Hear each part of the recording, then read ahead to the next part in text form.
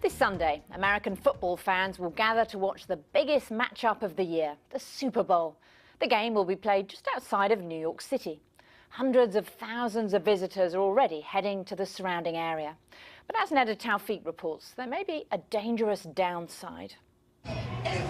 It's hard to miss that the Super Bowl is in town. 13 blocks in New York City have been transformed into an impressive spectacle for the big game. What is easy to miss is that the biggest weekend for football is also one of the biggest weekends for prostitution, and with it, sex trafficking. Congressman Chris Smith drafted America's first laws on trafficking. He says many hotel workers and cab drivers have been trained to help spot victims.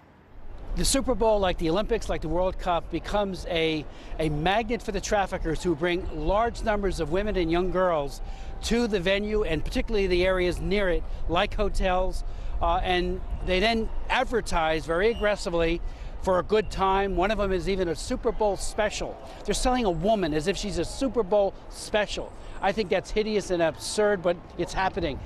The Super Bowl will attract hundreds of thousands of visitors to this area.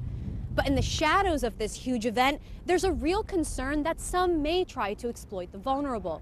And it's a reality that law enforcement officials here say they're prepared for. We are watching the internet and we are watching the neighborhoods.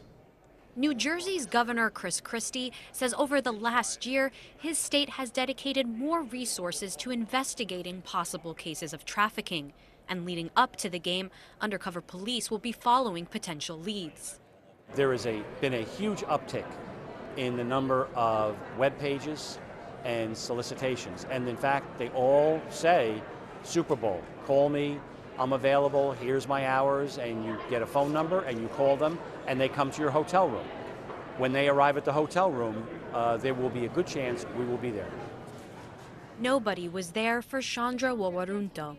After arriving in New York from Indonesia, she was forced into prostitution at gunpoint. She escaped her traffickers by jumping out of a bathroom window. But even then, it was hard to find help. They still victimize the victim. Law enforcement didn't believe me. So I raise awareness to law enforcement, train them, educate them how they can see possibility and potential victim. Although cases of trafficking may increase during the Super Bowl, it is still only a fraction of the overall problem in America. Campaigners say if the same amount of resources were committed to the issue all the time, it would make a big impact.